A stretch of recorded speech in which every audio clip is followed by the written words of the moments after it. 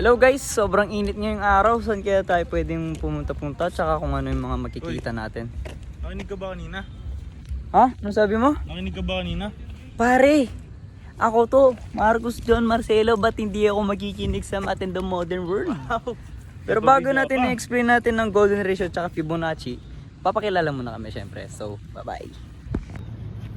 So, hello guys. I am Marcos John G. Marcelo. And I'm gonna pass this cellphone to the person na merong eroplano sa leeg pero hindi naman magpipiloto. Ako nga pala si Alexander Aaron Santos and I'm passing this phone to someone na mukhang gwardya. Ako nga pala si Charles J. Silansang. Pasa ko to sa iPad Kid. Ako nga pala si Paul Brayson Sanchez. At ano yan, pag-uusapan na natin yung sila ni ma'am kanina. Syempre pare, pag-uusapan na natin ang Golden Ratio and Fibonacci. So, stay out guys. Stay out! My bad people around the world. Stay tuned pala, hindi stay out. So, explain namin sa inyo. Bye-bye. So right now guys, maghahanap tayo ng mga Fibonacci and Golden Ratio na pwede natin makita around this place. So we are at CDC Clark ngayon pala. And sobrang ganda, presko. Ano masasabi mo? Feeling ko meron dun sa mga puno. Meron ba doon? So yeah, puntahan natin. Let's go find out guys kung ano ba talaga ang Fibonacci and Golden Ratio na makikita natin dito. Okay, may nakita na ba kayong mga example na pwede natin ano? Ayun, sakto ayun. Ni ma'am, kamukha. Ang galing pare. Fibonacci ba yan o Golden Ratio? Feeling ko connected yung Fibonacci sequence tsaka Golden Ratio. Pero pa-explain natin yung kay Joseph. Okay, i-explain ni Joseph kung ano ang Fibonacci at Golden Ratio. Ayun nga pare, so I am Joseph G. Albino. Explain now natin kung ano nga ba ang Fibonacci sequence. Ang Fibonacci sequence ay ang mga numbers or dalawang numbers na pag pinag-add natin ay magiging equal sa number na to. Example natin doon ay ang mga numbers na 0, 1, 2, 3, and 5. Sample ng 5 ay 2 plus 3, 5. So ayun ang mga Fibonacci sequence natin. So isa sa examples daw natin sa Fibonacci sequence ay yung mga puno. Puno, ayun puno. Ay, puno. Ayun nga ba ang unang example natin? Back to you, Marcelo. Meron pa pa? Meron pa pare?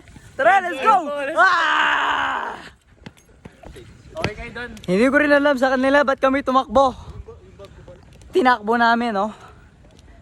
Mga hindi ko alam. Para lang mapakita sa inyo. Para lang mapakita sa inyo mga pare kung ano ang Fibonacci tsaka Golden Ratio.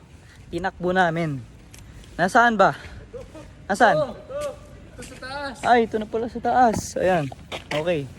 Yan din ang mga example ng Fibonacci and Golden Ratio natin for today.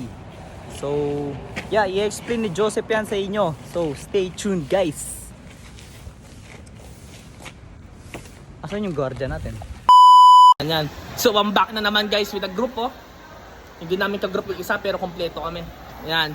So, yung sinabi naman ni Marcelo na bakal daw. Paano nga ba magiging Fibonacci sequence ang bakal? Ito, mas malaking example bro. Paano ko i-zoom to? Naharap sa akin. Ayun ba yo? Fibonacci, rectangle, malaki. Paano naging Fibonacci yan? Kasi rectangle siya. Sample lang, pinag-add-add mo nga lang di ba? Ayan. Ayun. So, back to you na naman, Marcelo. Tapos na yung sa akin. Waiting ako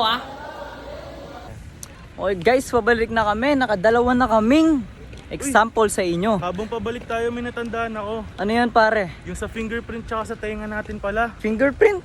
Oo, Pwede ba yun? May golden proportions doon. May golden pala pare. Pagkita mo nga yung fingerprint mo. Ayan kita nyo ba yan? Sheesh pare. Ang fingerprint pala natin ay nagiging example nito. So, sabi nga ni Marcelo, fingerprints daw. Paano nga bang fingerprints? Kung i-zoom in yung fingerprints, makikita nyo yung mga spiral na yon. Fibonacci sequence din yun bro. Ano ba pare? Tingnan natin pare. Pare tinga?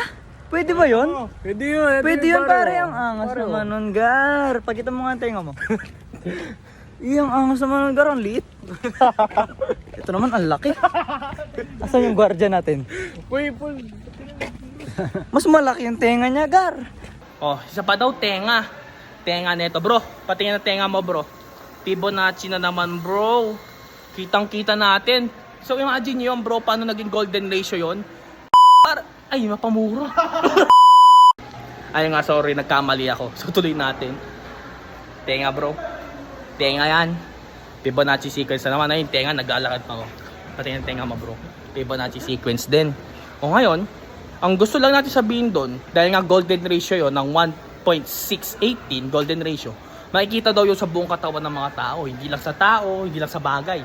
Sa lahat ng gamit. Actually, kahit nga yung space natin Galaxy natin, Fibonacci sequence din, bro. So, ayun lang. Ayun lang ang nagsabi ko. Oh, I'm done, Marcelo. It's your turn. So yun, Gar. Pwede pala maging example ang ating mga body parts sa golden ratio and Fibonacci. So, yun lang. At maraming salamat, Joseph Albino, sa pag-explain kung ano ba talaga ang golden ratio at ang Fibonacci. At ibabalik ko na naman sa kanya ang outro. Oh, I'm back, guys. So, tapos na natin ang vlog natin. Na-explain na natin kung ano ang Fibonacci sequence at ang golden ratio. Ngayon, kami ang Group 5. Ako si Joseph G. Albino. Charles J. Lansang. Marcos John Marcelo. Paul Brisen Sanchez. Aaron Santos. At ayun, doon na nagtatapos ang vlog natin, guys. Uwian na!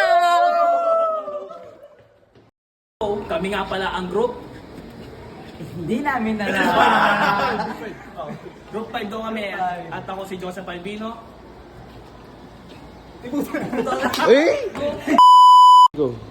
Maraming salamat. Go. At maraming salamat, Joseph Albino, sa pag-explain kung ano ba talaga ang golden ratio ng Fibonacci.